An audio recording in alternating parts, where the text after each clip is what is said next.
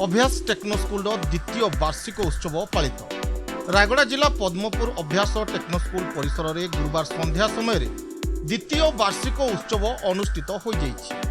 आयोजित उत्सव में मुख्य अतिथि भाव में भामिनी आईआरबी कैंपर मुख्य कमांडेंट श्री ब्रज मोहन नायक, पद्मपुर तहसीलदार दीप्तिमयी पात्र जोग देइथिबा बेले सम्मानित अतिथि भाव में ब्लॉक शिक्षा अधिकारी सुभाष चंद्र सबर एवं मुख्य वक्ता भाव में गुणपुर कॉलेज प्रिंसिपाल शशिभूषण महांती जोगदे पिलामानकु पाठ पढ़िबा सह पिलामानक भविष्य गठन पई स्कूल भूमिका उपरे आलोकपात करी विभिन्न कार्यक्रम पई प्रशंसा करथिले। सेहिपरि बीओ सार मध्य एका एका मनीष तैयारी कारखाना बोली कहिथिले। स्कूल प्रिंसिपाल मैनेजमेंट दायित्व को अतिथि माने प्रशंसा करथिले। स्कूल अध्यक्ष रूपविलास दास, संपादक लाड़ी तुकाराम को मध्य धन्यवाद अर्पण करथिले।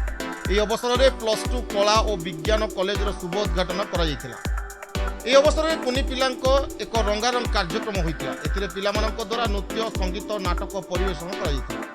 କୃତି ଛାତ୍ରଛାତ୍ରୀମାନଙ୍କୁ ପୁରସ୍କୃତ କରିଥିଲେ। ତେବେ ସ୍କୁଲ ମ୍ୟାନେଜମେଣ୍ଟ ଦେଇଥିବା ପ୍ରତିଶ୍ରୁତି ଅନୁସାରେ ଗତ 21-2022 सीबीएसई परीक्षा रे 94% मार्क रखी स्कूल टॉपर होइतबा स्मृति प्रज्ञा साहू एवं 2022-2023 वर्ष रे शतकड़ा 92 मार्क रखी स्कूल टॉपर होइतबा सुज्ञानी साहू उभय को स्कूल तरफ 10,000 टंकार चेक सह मानपत्र प्रदान करा जायतिला।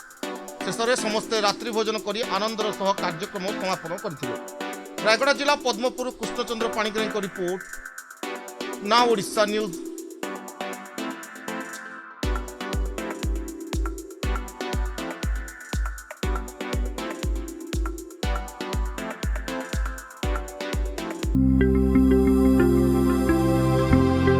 लेटेस्ट न्यूज अपडेट पाई www.nowodisha.com को लॉगिन करंतु।